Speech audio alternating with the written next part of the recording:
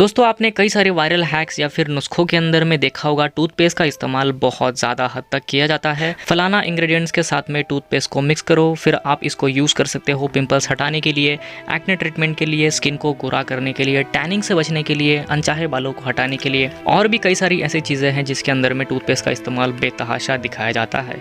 सो दोस्तों आज के इस वीडियो में हम लोग इसी चीज़ को ठीक से जानने की कोशिश करेंगे, क्या सच में टूथपेस्ट को हम एक स्किन केयर एजेंट की तरह यूज़ कर सकते हैं या फिर नहीं। सो गाइस कॉमन सेंस है और मैं आपको याद दिलाना चाहूँगा टूथपेस्ट का सबसे पहला मकसद है हमारे दांत और मुंह की सफाई करना, और इनिशियली टूथपेस्ट को माउथ वॉश के लिए ही बनाया जाता है। ये कोई हल्दी या फिर मुल्तानी मिट्टी नहीं है जिसको हम लोग मल्टीपर्पज़ यूज़ कर सकते हैं। Just think about this. And guys ये चीज़ मैं नहीं कह रहा हूँ मेरे मन से, ये जो दुनिया भर के डेंटल एक्सपर्ट्स हैं वो भी इस चीज़ को मानते हैं, और उनके कई सारे जर्नल्स हैं जिसके अंदर में आपको ऐसी चीज़ें पढ़ने के लिए मिल जाएंगी। अगर आप पढ़ना चाहोगे तो मैं आपको लिंक जो है वो डिस्क्रिप्शन में प्रोवाइड कर दूंगा, आप जाके उसको पढ़ सकते हो। और गाइज ये आपकी गलती नहीं है और ना ही ऐसे कंटेंट बनाने वालों की है। लैक ऑफ नॉलेज एंड बिना इंग्रेडिएंट्स जाने प्रोडक्ट के बारे में कुछ भी आइडिया लगा पाना नेक्स्ट टू इम्पॉसिबल होता है, और आम जनता इन सब चीज़ों पे ज़्यादा ध्यान नहीं देती। सो जैसे कि आपको पता ही है कि टूथपेस्ट एक केमिकल एजेंट है और टूथपेस्ट बनाने के लिए भी कुछ कॉमन इंग्रेडिएंट्स का इस्तेमाल किया जाता है। आप देख सकते हो आपकी स्क्रीन के ऊपर, या फिर वीडियो को पॉज करके आप इन सभी इंग्रेडिएंट्स को पढ़ सकते हो। तो गाइज इनसे अलग इंग्रेडिएंट्स भी हो सकते हैं कई सारे टूथपेस्ट के अंदर में, लेकिन ये कॉमनली यूज होते हैं मोस्टली बहुत सारी कंट्रीज में। तो गाइज इन्हीं इंग्रेडिएंट्स और उनके इफेक्ट्स के जरिए हम कुछ फैक्ट्स को जानने की कोशिश करेंगे। इनमें कुछ एक्टिव इंग्रेडिएंट्स होते हैं और कुछ इनएक्टिव। इनमें से फ्लोराइड भी एक एक्टिव इंग्रेडिएंट है। ये एक मिनरल सब्सटेंस होता है गाइज, मिट्टी, पानी और कई सारी चीज़ों में पाया जाता है। इसका इस्तेमाल टूथपेस्ट बनाने के लिए, माउथ वॉश लिक्विड्स के लिए और पीने के पानी में, और भी कई सारी केमिकल प्रोडक्शंस के अंदर में इसका इस्तेमाल होता है। टूथपेस्ट के अंदर में इसका सबसे मेन काम होता है दांतों को सड़ने से रोकना, और FDA के हिसाब से इसकी सेफ क्वांटिटी 0.7 ppm सबसे बेहतर मानी जाती है टूथपेस्ट के अंदर में इस्तेमाल करने के लिए। फॉर एग्जांपल 500 ग्राम का टूथपेस्ट बन रहा है तो 500 ग्राम के 0.7 ppm मतलब 500 ग्राम की 0.0007% ही फ्लोराइड उसके अंदर में होना चाहिए। 4.0 ppm से ज्यादा यूज नहीं होना चाहिए, वो आपके बॉडी के किसी भी हिस्से के लिए ज्यादा खतरनाक हो सकता है। एंड गाइज एक और इम्पोर्टेंट चीज, स्किन के कंपेयर में दांतों की स्ट्रेंथ ज्यादा होती है, मतलब उनका स्ट्रक्चर ज्यादा स्ट्रॉन्ग होता है। ये भी एक रीजन है जिसकी वजह से फ्लोराइड टूथपेस्ट के अंदर में यूज किया जाता है। एंड गाइज इसकी कितनी क्वांटिटी कितने टाइम के लिए आपके स्किन के ऊपर रहेगी, इस पर डिपेंड करता है कि ये आपकी स्किन को कितना डैमेज करेगा।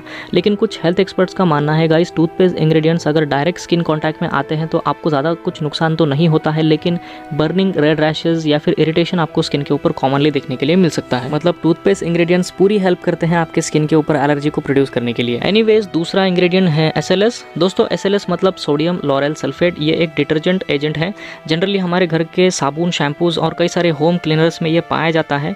ये दो अलग एलिमेंट्स को पूरी तरीके से मिक्स होने में हेल्प करता है गाइस, जैसे कि ऑयल और पानी। लेकिन according to FDA and EPA personal care products जिसके अंदर में SLS यूज होता है सेफ माने जाते हैं स्किन के ऊपर यूज करने के लिए, लेकिन सिर्फ तब जब आप इस प्रोडक्ट को जिसके अंदर में SLS है उसको यूज करने के बाद में तुरंत वॉश करते हो, तभी ये सेफ माना जाता है। लेकिन गाइस कई सारे वायरल हैक्स के अंदर में बताया जाता है अगर आपको पिंपल है या फिर एक्ने की प्रॉब्लम हो रही है तो वहाँ पर आप थोड़ी अमाउंट ऑफ टूथपेस्ट आप लगा लो और दूसरे तीसरे दिन आपका पिंपल या फिर एक्ने जो है वो गायब हो जाएगा। हो सकता है कई लोगों के स्किन पर इस चीज ने काम किया होगा या फिर कर रहा होगा। And guys by the studies मैं यहाँ तक कह सकता हूँ कि फ्लोराइड और SLS जैसी चीजें जब आपकी स्किन के अंदर से एब्जॉर्ब होकर आपके बॉडी के अंदर में जाती हैं तो उनका सिस्टम या फिर फंक्शन कोलैप्स होकर वो वेस्ट के जरिए बाहर आ जाते हैं। मतलब ऐसे इंग्रेडिएंट्स आपके बॉडी को बिना डैमेज करे, स्किन को बिना डैमेज करे, वेस्ट के जरिए बाहर आ जाते हैं। लेकिन गाइस ये भी बस एक पॉसिबिलिटी है on the basis of studies. So guys beside of this all phenomenon मैं बस आपसे एक सवाल पूछूंगा कि ऐसे इंग्रेडिएंट्स जो आपके बॉडी को या फिर स्किन को डैमेज करने की पूरी पॉसिबिलिटीज रखते हैं, तो क्या आप ऐसे अनऑफिशियल तरीके यूज करके आपके स्किन या फिर बॉडी के लिए रिस्क उठा सकते हो? If I can sense correctly कोई भी नहीं चाहेगा कि उसके स्किन पे या फिर बॉडी पे किसी भी तरह का हार्म हो। गाइस मैं किसी भी नुस्खे या फिर क्रिएटर को ब्लेम नहीं करना चाहता, मैं बस आपको अवेयर करना चाहता हूँ कि ऐसे वायरल हैक्स या फिर नुस्खों से दूर रहिए, खासकर जिसमें एक्टिव केमिकल्स का यूज दिखाया जाता हो।